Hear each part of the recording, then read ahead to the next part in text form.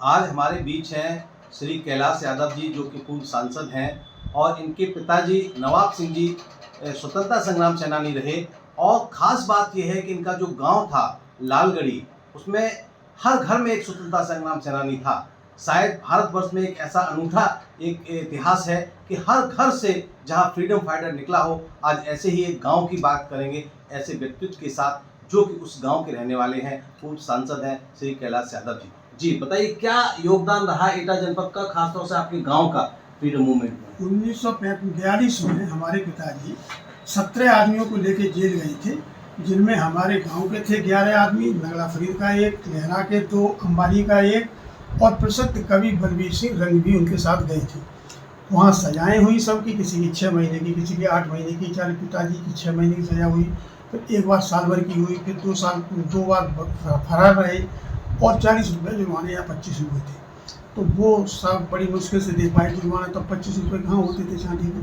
तो इस तरीके का वो ऐसा एक ऐतिहासिक गांव उत्तर प्रदेश में, इस तरह का फ्रीडम फाइट की लड़ाई कभी हुई नहीं।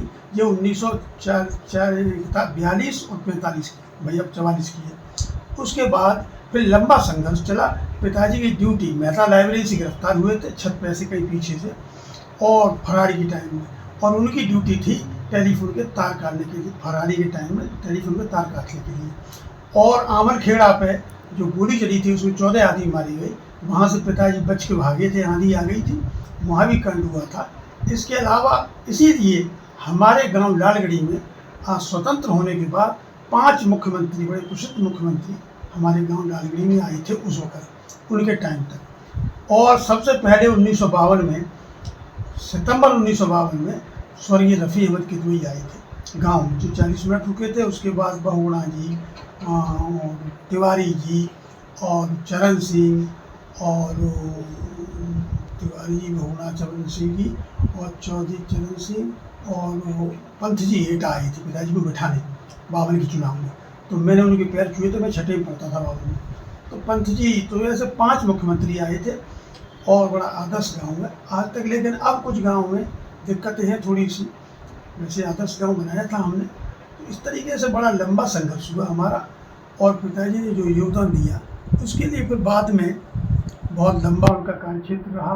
वो आगरा डिवीज़न के 5 जिले से एमएलसी रहे, बहुत बड़े पत्रकार भी थे, बहुत बड़े स्वतंत्रता संग्राम सेनानी थे। फिर 3 जिले से एटा मथुरा मैनपुरी से एमएलए रहे, उसके बाद एमएलसी रहे, तो वो रहे, और फिर 10 वर्ष हम रहे, करीब 30-35 वर्ष हमारे परिवार में। हम भी 4 जिले से एमपी रहे, एटा सदर से एमएलए रहे।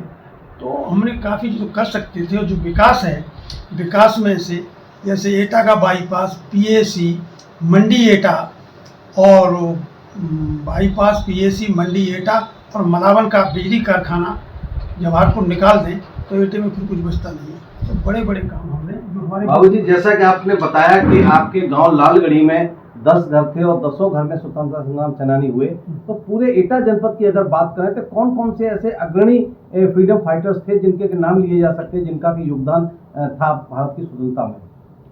उसमें बाबूराम वर्मा सबसे सीनियर आदमी थे, उसके बाद मोतीलाल दास जी थे, उसके बाद हमारे पिताजी थे, और फिर कासगंज में टुंडामल थे, बहुत भयानक नाई थे, वो बहुत भयानक आदमी थे, सब घबराते थे उनसे, टुंडामल।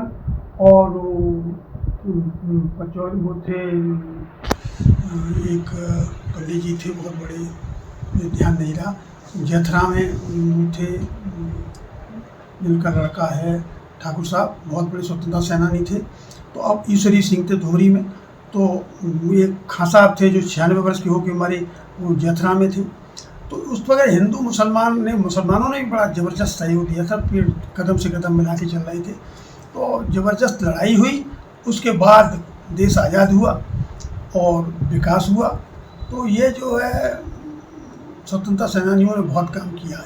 धिरावई इंटर कॉलेज, जिले का पहला धिरावई इंटर कॉलेज चौधरी चरण सिंह उसका शिलान्यास करने आए थे 52 में, और एग्रीकल्चर साइंस से इंटर कॉलेज था पहला, तब कोई दूसरा इंटर कॉलेज नहीं था, जीआईसी एटा हाई स्कूल था।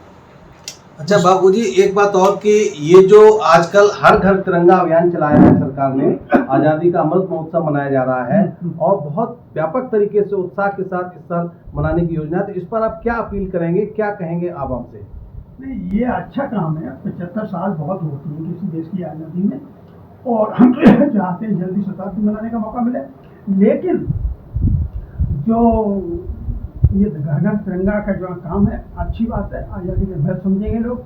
लेकिन इसमें दो बातें मुझे थोड़ी सी आखिरी। पहली बात तो ये कि तिरंगा खद्दर का नहीं था। हम अपनी कोठियों पर खद्दर का बनाते हैं, हमारे पास तिरंगा है खद्दर के। दूसरी बात यह है कि वो तिरंगा को का लोग दुरुपयोग न करें बाद में, कि पोंछ ले लें, थैला बना लें ऐसा गाँव में, तो जो उस पर भी ध्यान रखना चाहिए। तो मेरा कहना ये कि तिरंगा जो है,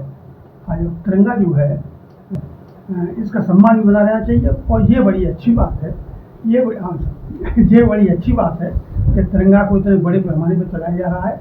और हम तो इसलिए जानते हैं कि भाई हमारे परिवार ने इतनी कुर्बानी की है कि एटा पुलिस के लोग हमारे गांव जाते थे, सब गांव में झोपड़ी थी हर घर की, उनको पुलिस वाले झोपड़ी गिरा देते थे और कहते थे कि लालगढ़ी को बहुत आज़ादी चाहिए। सब लोग पिटते थे, दर्जनों बार पिटे सब। तो वो 10 घर थे और 10 ही लोग पिट जाते थे, पुलिस के जाते थे लोग। तो ऐसे में अब वो तो काम था उस वक्त, तो हम लोगों ने बहुत पूरी ताकत लगाई हमारे पिताजी ने, और बहुत बड़ा स्वतंत्रता संग्राम सेनानी थे। तो ऐसे में अब जो कुछ हो रहा है बहुत अच्छी बात है, बड़ा विकास हो गया। ऐसे मेरे सामने मुझे मालूम है कि सन 52 में मैंने जब गांधी स्मारक में लिया था, क्या नाम है, एडमिशन, उस वक्त जिले में कहीं कुछ नहीं था, कोई सड़क नहीं थी, दगड़े थे कच्चे। हाँ, तो वो कुछ था नहीं, और यूँ करके काम चल रहा था। तो बड़ा भारी हुआ। अब जो है, जो ये सरकार कर रही है, ये सरकार का अच्छा काम है कि अमृत महोत्सव मना रहे, पूरी ताकत से मनाना चाहिए, बहुत ठीक बात है। तो ये थे हमारे बीच पूर्व सांसद कैलाश यादव जी। इनके पिताजी स्वतंत्रता संग्राम सेनानी रहे, और बहुत बड़ी बात इन्होंने तथ्यात्मक तरीके से बताई कि लालगढ़ी गांव जो एटा का था, उसमें 10 घर थे और 10 के 10 घर से स्वतंत्रता संग्राम सेनानी निकले थे। शायद भारत में ऐसा गांव होगा जहां हर घर से एक स्वतंत्रता संग्राम सेनानी निकला, जो कि नारा दिया जाता है कि हर घर से तिरंगा निकलेगा। ऐसा ही जज्बा था यहाँ पर आज़ादी के लिए, जहां लालगढ़ी गांव से हर घर से स्वतंत्रता संग्राम सेनानी निकले थे। और कुल मिलाकर एटा जनपद में और भी बहुत सारे स्वतंत्रता संग्राम सेनानी थे, जिनका के नाम लिया। बाबूराम वर्मा जी थे, मोतीलाल दास जी थे, महावीर सिंह राठौर थे। सब ने मिलकर एक सूत्र में खड़े होकर आज़ादी को प्राप्त करने के लिए अपना बलिदान दिया, और जिसकी वजह से आज हम स्वतंत्र हवा में सांस लेने के लिए बैठे हुए हैं। हर घर तिरंगा और आज़ादी का अमृत महोत्सव के अंतर्गत जो आजकल माहौल है, लगता है कि पुनः एक आज़ादी की तरंग युवाओं के और पूरे समाज के दिल में घिरोरे ले रही है। और ये जो अमृत महोत्सव है बहुत ही धूमधाम से मनाया जाएगा, ऐसी आशा की जानी चाहिए। राकेश भदौरिया, एबीपी गंगा, एटा।